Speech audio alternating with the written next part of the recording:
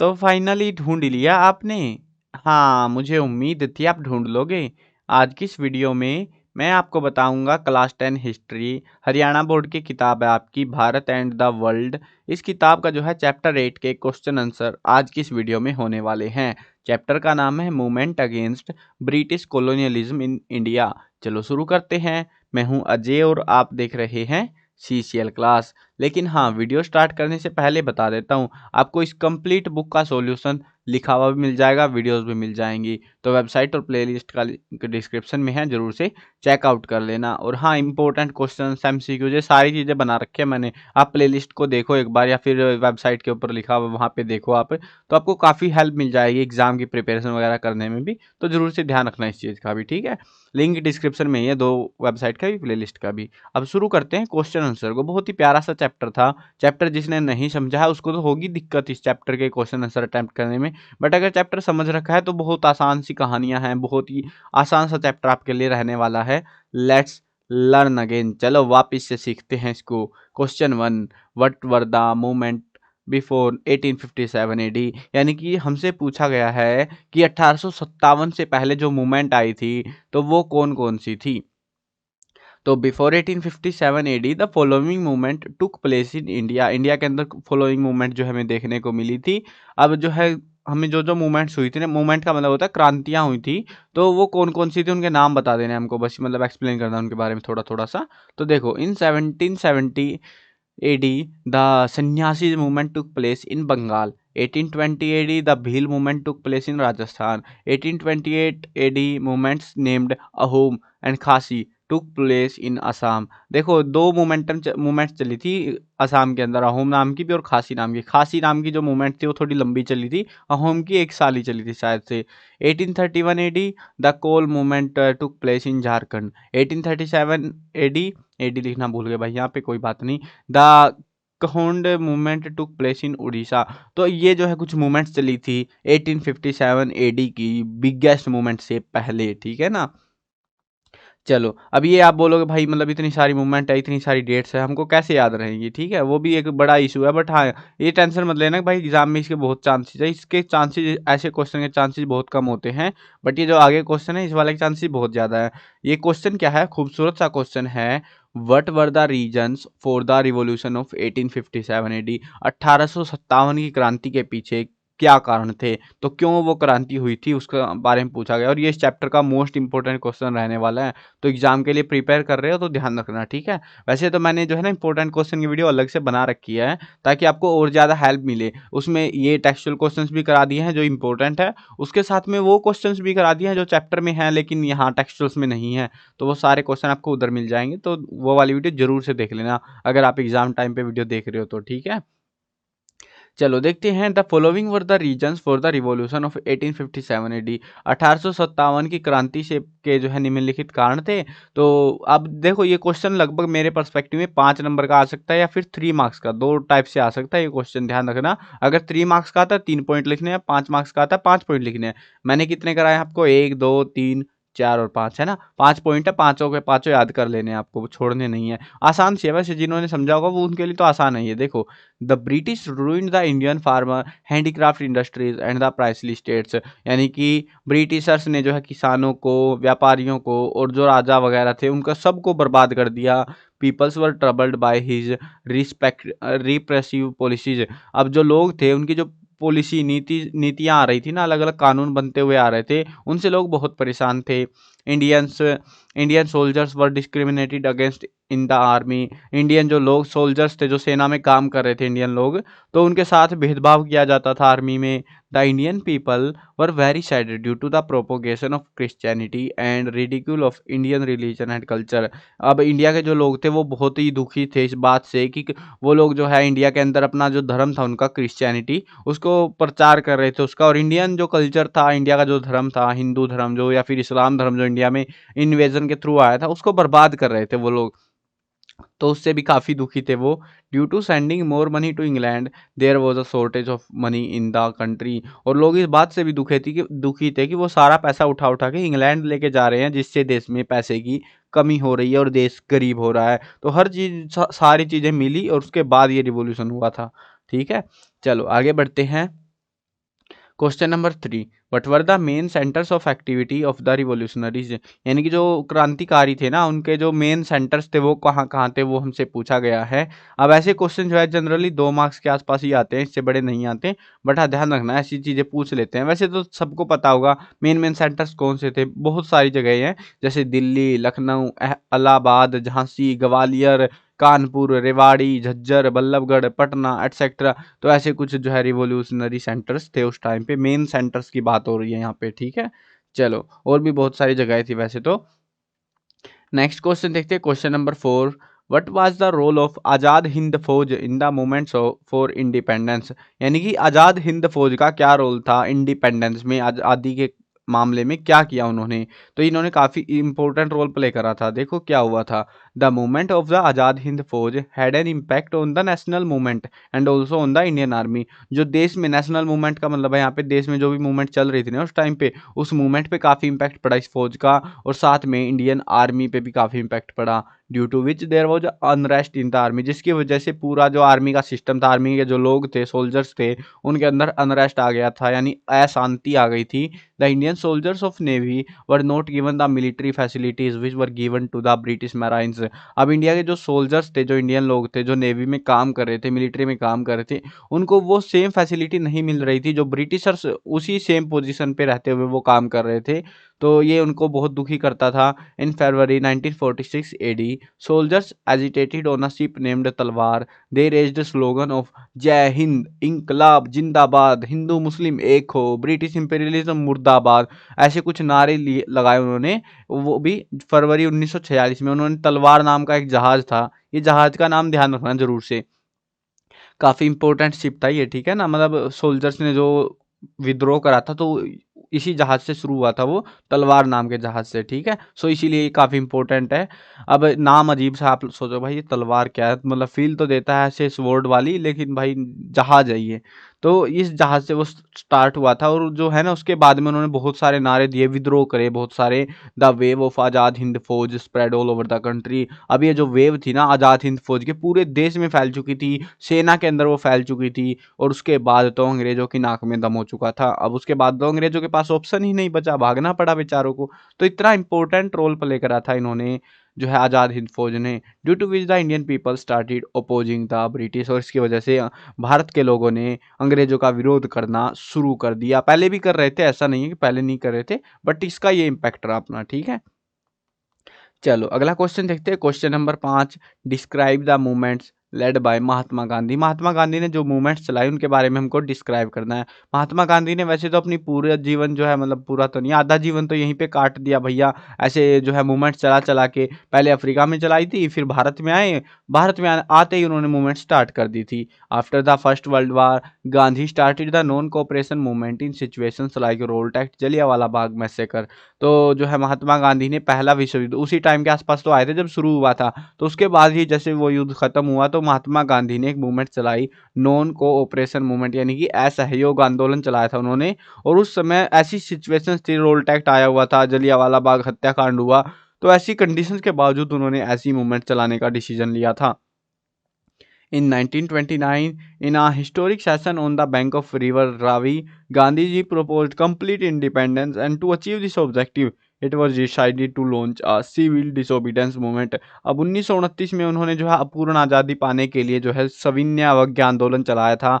अब ये वाला जो आंदोलन था ना पहले वाला, ये वाला तो बंद हो गया था, चोरा चोरी का जो है पंगा हो गया था उसकी वजह से। अब ये 1929 का इन्होंने पूरा करा था, वो दांडी यात्रा करी थी वो वाला, ये ठीक है ना। उसके बाद तीसरा हुआ, tired of the behaviour of the British government, the Congress passed the resolution of the quit India movement in the Bombay session on August 8 1942। 1942 में जो है क्विट इंडिया मूवमेंट चलाई गई, यानी भारत छोड़ो आंदोलन चलाया गया था कांग्रेस के द्वारा पूरा, उसमें गांधी जी का भी योगदान था। अब इतने सारे आप सोचो भाई, मतलब उन्होंने तो बताते हमको इतने ये चलाया वो चला, उन्होंने एक्चुअली आंदोलन तो लिमिटेड से ही चलाए थे। हमको समझाने में बड़ी गड़बड़ है कि मतलब कहानी एक ही है वो, और उसको पता नहीं कितने पार्ट्स में अलग अलग अलग अलग करके पढ़ाते हैं ना, तो वो दिक्कत है। उस वजह से हमें लगता है पता नहीं गांधी जी ने कितने सारे आंदोलन चला दिए थे। आंदोलन तो लिमिटेड चले थे, लेकिन वो आंदोलन लंबे चले थे, कई कई सालों तक वो आंदोलन चलते रहे थे। इसकी वजह से हमें लगता है भैया पता नहीं क्या क्या हो रखा था, तबाही मची पड़ी थी देश में। तो ऐसा नहीं था एक्चुअल में लिमिटेड से आंदोलन थे, लंबे चले वो, और उनका रिजल्ट काफ़ी भयंकर देखने को मिला अंग्रेजों को भी और भारत वालों को भी। चलो आगे बढ़ते हैं, लेट्स कंसिडर। चलो भैया कंसिडर करते हुए आगे बढ़ते हैं क्वेश्चन पे। प्यारे प्यारे से क्वेश्चन है बिल्कुल ही। पहला क्वेश्चन है, what were the reason for the Vanvasi movement under the leadership of Birsa Munda. यानी कि जो वनवासी मूवमेंट हुई थी, आंदोलन हुआ था ना बिरसा मुंडा के नेतृत्व में, तो उसके पीछे कारण क्या थे। एक चीज ध्यान रखना, जो रीजन्स वाले क्वेश्चन है ना वो ज्यादा आते हैं। अगर कभी भी एग्जाम में कोई भी प्रिपेयर कर रहे हो ना आप हिस्ट्री का, या फिर इस क्लास में या आने वाली क्लासेज में भी करोगे, तो जिसमें रीजन्स पूछे जाते हैं ना, वो उन क्वेश्चन के आने के चांसेस बहुत ज्यादा होते हैं। उस चीज का ध्यान रखना, ठीक है ना। अब देखो, वनवासी movement under the leadership of Birsa Munda happened due to the following reasons. पहला रीजन है British imperialism infiltrated the forest dwelling areas. अब जो अंग्रेज थे उन्होंने जंगलों के जो एरिया थे ना जहाँ पे वो वनवासी रह रहे थे, उनमें घुसपैठ करनी शुरू कर दी। The Mundas used to do collective farming but this tradition was broken by the British rule which led to discontent among the Munda forest dwellers. अब ये लोग जो है ना कलेक्टिव फार्मिंग करते थे, यानी जंगलों से सामान इकट्ठा करते थे ये लोग। और अंग्रेजों के आने के बाद में जो है पॉलिसी जो भी चीज़ें नौटंकीबाजी वो करी उन्होंने, उसके बाद में उनकी ये फार्मिंग बंद हो गई। अब वो उनको जो है भूखा मरने की नौबत आने लग गई थी। The Munda people were opposed to propagation of Christianity. अभी अंग्रेज इतने हरामी थे कि वहां पे भी क्रिश्चियनिटी का प्रचार किया जा रहा था, और जिसकी वजह से जो है इन लोगों ने उसका विरोध करा। The British empire started exploiting the forest dwellers.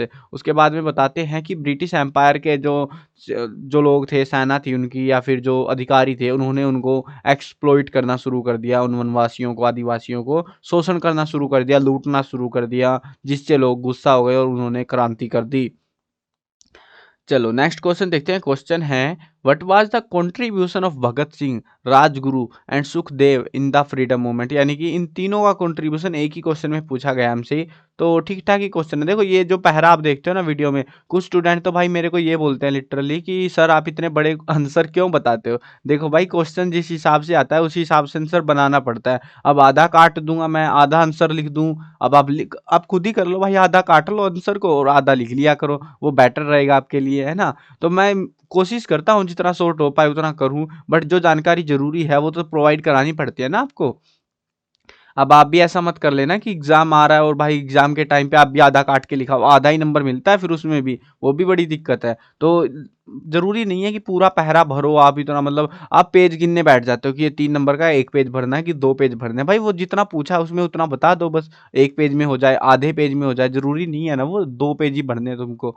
ठीक है, ये क्वेश्चन अप्रोक्स 3 मार्क्स का है मेरे हिसाब से, तो उससे बड़े क्वेश्चन नहीं आएंगे। बट हाँ इस साल जो है तुमको टेक्सचुअल्स पे खास ध्यान रखना पड़ेगा, टेक्सचुअल पढ़ लेना सभी चैप्टर्स के, क्योंकि वो ज़्यादा अच्छे चांसेस है उनके आने के एग्जाम्स में। वैसे ही क्वेश्चन आ रहे हैं जनरली तो बड़े क्वेश्चन, छोटे क्वेश्चन तो रैंडमली पूछ रहे हैं वो लोग कहीं से भी। ठीक है, उसके लिए एमसीक्यू वगैरह मैंने बना रखे हैं, तो वो देख लेना आप, या कुछ चैप्टर्स मैंने लिख भी दिए हैं जहाँ पे जो एग्जाम वगैरह में आ चुके हैं। चलो आगे बढ़ते हैं, क्वेश्चन समझते हैं यार अपना। चलो, on October 30 1928 AD while opposing the Simon Commission in Lahore, Lala Lajpat Rai succumbed to a barbaric lathi charge. अब 30 अक्टूबर 1928 की बात है, साइमन कमीशन का विरोध चल रहा था लाहौर के अंदर, और वहां पे लाठीचार्ज हो गया। उस लाठीचार्ज में लाला लाजपत राय की मौत हो गई थी। Rajguru and Bhagat Singh shoot surrender and avenge the death of Lala Lajpat Rai. अब राजगुरु और भगत सिंह ने क्या करा, सैंडर्स की हत्या कर दी गोली मार के, और उसके बाद में जो है लाला लाजपत राय की जो मृत्यु हुई थी उसका बदला उन्होंने ले लिया। They became popular among the public. उसकी वजह से वो पॉपुलर हो गए पब्लिक के अंदर कि भैया कि इनके अंदर, बच्चों के अंदर इतना साहस, ये वो।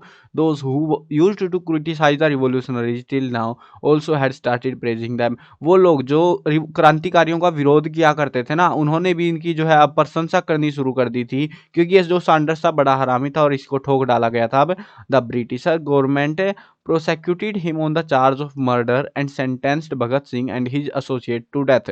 अब उसके बाद क्या हुआ, गवर्नमेंट ने उनके ऊपर केस चलाया, और केस के बाद में उनको जो है उनके ऊपर जो है चार्ज वगैरह लगाए गए, और फाइनली उनको जो है डेथ के लिए एसोसिएट किया गया, मतलब कि उनको जो है मृत्यु दंड की सजा मिली थी। Demonstrations were held across the country to stop the death penalty. अब पूरे देश में दंगे हुए, प्रदर्शन हुए, ताकि ये डेथ की जो पेनल्टी है उनके ऊपर लगाई गई है उसको हटा दिया जाए। fearing public opposition they were creamed cremated on the bank of Sutlej. अब उन्होंने क्या करा, वो पब्लिक ऐसे विरोध कर रही थी, उसके डर में उन्होंने जो है उनको सतलुज के नदी के किनारे पर उनको फांसी पर टांग दिया, मतलब चोरी छिपे वो भी। These great patriot also sacrificed their lives to protest their country.